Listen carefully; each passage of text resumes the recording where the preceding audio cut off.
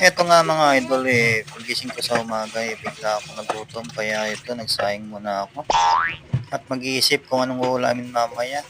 Pero mayroon pa akong natitirang mga bala dito, meron pa akong mga sardines dito na naka-stock kaya mamaya mamimili na lang ako guys kung anong lulutuin ko mamaya.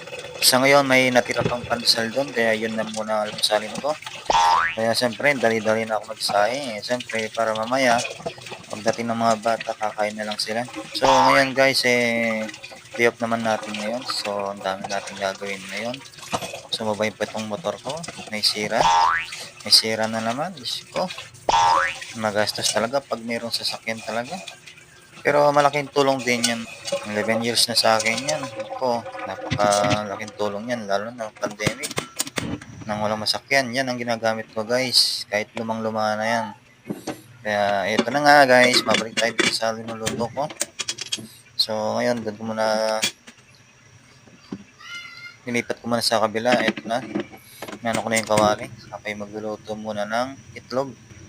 Iano ko yan sa pandesal kasi sarap kasi yung ipalaman sa pandesal yan guys.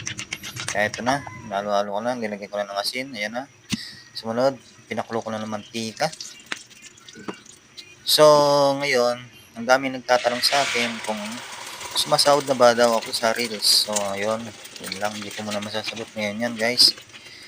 Focus lang tayo sa mga ginagawa natin Basta wag lang kayong tamarin na mag-upload. Tsaga-tsaga lang talaga dito. Kasi pag nakuha naman sa tsaga yan guys, makakasahod kayo, ma-monetize kayo ni Meta. At galingan nyo rin sa performance, siyempre para sa mga viewers, kailangan maganda yung content na ipapakita natin sa kanila. Sa akin, maliit ang views, pero nag-uumpisa pa lang kasi ako. Pero tsaga-tsaga lang talaga guys, ganun talaga. Sa una, maliit ang views, pero pagka tagal niyan, alam niyo naman. Basta't wag lang kayo mawala ng pag-asa. Sipagin nyo lang guys. At huwag niyong kalimutan makipag-engage sa kapwa creator natin. Follow to follow guys. I-like and share nyo na rin guys. So guys, ito na, kumulo na. Ito na, sasalin ko na.